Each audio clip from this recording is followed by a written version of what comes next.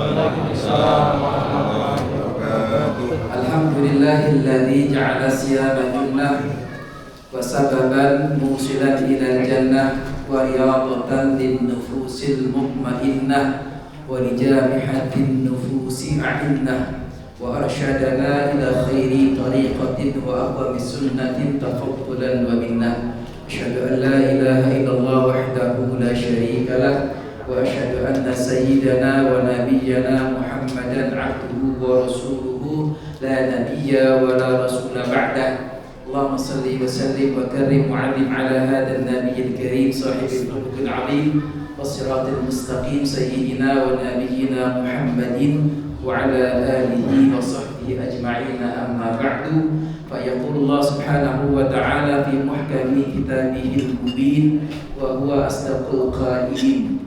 أعوذ بالله من الشيطان الرجيم. بسم الله الرحمن الرحيم.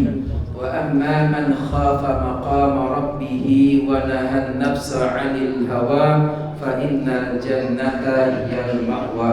وقال النبي صلى الله عليه وآله وسلم إن الله فرض صيام رمضان وسننت لكم قيامه فمن صامه وقامه إيمانا واحتسابا خرج من ذنوبه كيوم ولد أمه.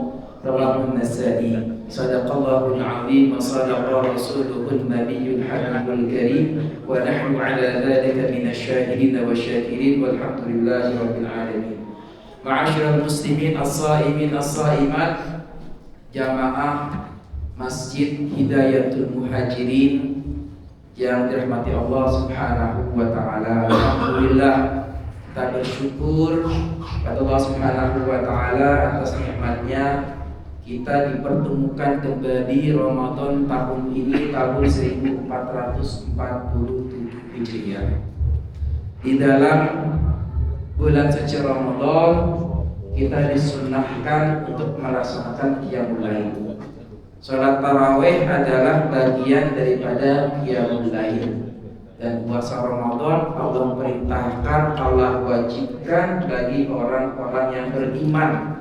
Makanya dalam firman Allah, yang Allah panggil bukan orang Islam, yang Allah panggil bukan orang kafir, yang Allah panggil bukan orang munafik, yang Allah panggil adalah orang-orang beriman. Dalam firman-Nya yang sering kita hafal, surah Al-Baqarah ayat 183, Allah menyatakan, a'udzubillahi minasyaitonir rajim, ya ayyuhalladzina amanu kutiba 'alaikumusiyam kama kutiba 'alal ladzina min qablikum la'allakum tattaqun. Wahai orang-orang beriman, diwajibkan atas kamu berpuasa sebagaimana telah diwajibkan atas umat-umat orang-orang sebelum kamu supaya kamu bertakwa.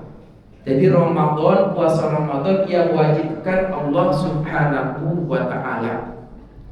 Dan baginda Rasulullah sallallahu alaihi wasallam menganjurkan umatnya untuk melaksanakan qiyamul lail pada saat bulan suci Ramadan. Di antaranya adalah salat tarawih.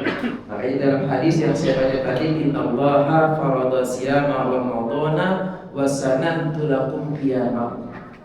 Allah Subhanahu wa taala mewajibkan umat beriman, orang Islam untuk berpuasa di bulan suci Ramadan. Dan aku, kata baginda Rasul, aku mensunahkan, menganjurkan agar umatku di bulan suci Ramadan pada malam harinya melaksanakan qiyamul lail, salat tarawih. Alhamdulillah, kita malam ini melaksanakan salat tarawih yang malam ketiga. Kalau orang tarawih yang paling enak, yang ditunggu itu ketika Bilal mengucapkan akhirut tarawih. Oh, itu pola saya waktu saya kecil dulu. Tuh yang paling enak tuh kalau udah Bilal akhirut tarawih, udah pulang tuh. Siap-siap kita pulang minum es. Dulu saya waktu kecil biasanya pulang tarawih dikasih es krim. Hadiahnya es krim. Gak apa-apa anak kecil, dimotivasi gak apa-apa mas. Emang ikan seperti itu. Tapi kalau orang udah tua, udah kakek-kakek, dikasih motivasi selesai tarawih kasih es krim, masih mental anak-anak. Ya, jadi kita kalau orang tua jangan minta es krim gitu loh. Orientasi udah bukan begitu.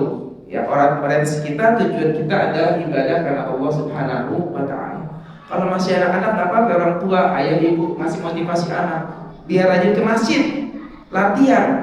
Ini kan bulan Ramadan disebut syahrut tarbiyah, bulan pendidikan. Ini kalau diuraikan waktu nggak cukup. Tapi bagi orang tua penting nih, mumpung bulan suci Ramadan, momentumnya pas, latihan anak ajak ke masjid, salat maghrib berjamaah, isya berjamaah. Ntar kalau udah biasa, selesai bulan Ramadan, kita ingetin lagi supaya dia terus menerus melaksanakan sholat berjamaah di bulan suci Ramadan dan bulan yang lainnya. Terus saya membaca kitab itu, ada kitabnya itu Al-Ajrul Kabir 'alal Amalil Yasir. Besok pagi saya ngajar. Di dalam kitab itu ada hadis, banyak hadis-hadis yang kalau kita ngamalinnya ringan. Ringan itu artinya nggak perlu ngamatin beban yang berat, nggak perlu biaya besar, tetapi ganjaran pahalanya besar. Contohnya apa? Contohnya sholat berjamaah. Sholat berjamaah itu ganjaran pahalanya besar banget. Itu bukan di bulan Ramadan, apalagi kalau di bulan Ramadan. Kullu amali ibni Adam lahu illa siyam fa innahu li wa ana ajbihi. Kullu amali Adam yu'ad bidha'afu al-hasanatu bi asyri amsalha ila 700 dhifin. Kata baginda Rasulullah dalam diskusi, orang nyatakan setiap amal perbuatan manusia itu untuknya, tapi kata Allah kecuali puasa untukku, wa ana ajzibihi, kata Allah, aku yang akan membalasnya. Dan amal perbuatan manusia itu satu kali kebaikan bisa dilipat gandakan sampai 10 kali sampai 700 kali. Tetapi kalau di bulan Ramadan, khususnya puasa Ramadan, ganjaran pahalanya tidak terhingga. Jadi ibadah yang kita lakukan di bulan suci Ramadan itu ganjaran paling luar biasa.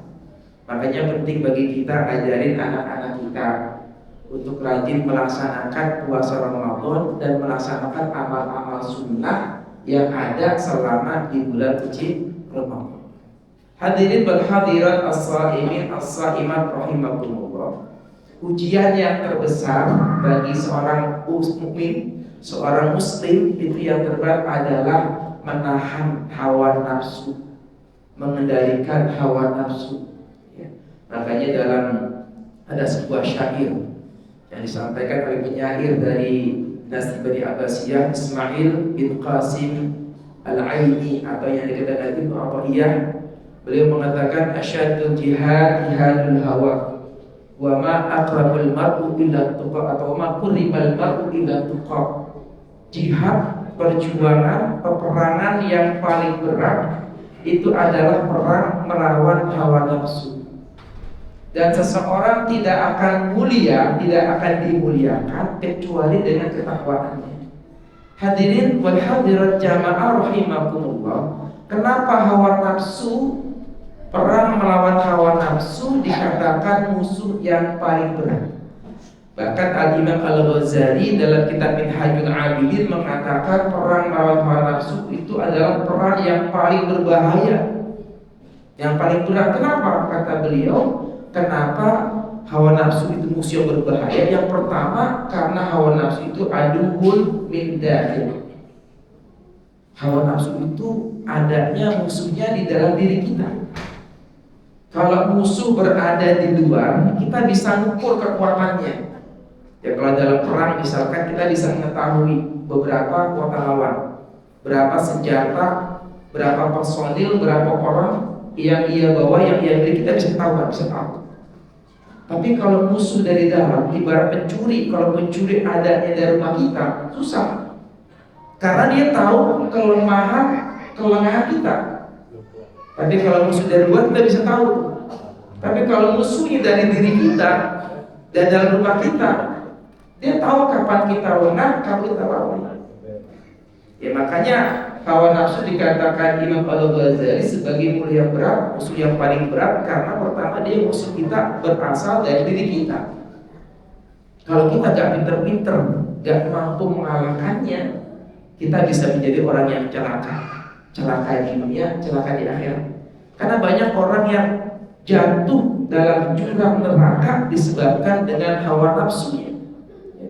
Karena hawa nafsu itu condong mendorong manusia kepada kejahatan, kepada keburukan. Illa ma rahima rabbi, kecuali hawa nafsu yang mendapatkan rahmat, yang mendapatkan hidayah Allah Subhanahu wa taala. Ini kita hadir di sini nih, kita udah mengorbankan hawa nafsu guru kita. Kan yang enak kalau habis isya, apalagi habis sahur, habis buka puasa, yang enak kan nonton TV gitu ya. Nonton TV atau merumpi atau ngopi-ngopi di jalan ya.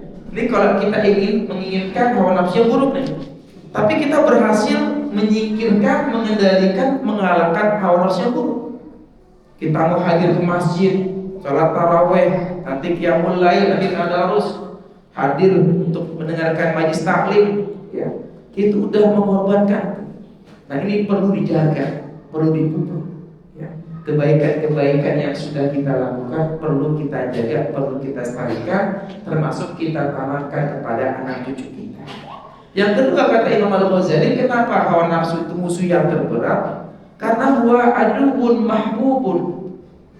Karena hawa nafsu itu adalah sesuatu musuh yang kita cintai, yang kita inginkan. Kita kalau buka puasa, itu di tengah meja kita, di situ ada kolak, ada bubur sum-sum, ada es campur, es buah, macam-macam. Itu keinginan kita tuh. Ya, semuanya kalau kita ingin dan turutin bisa semuanya kita makan tuh, kita minum.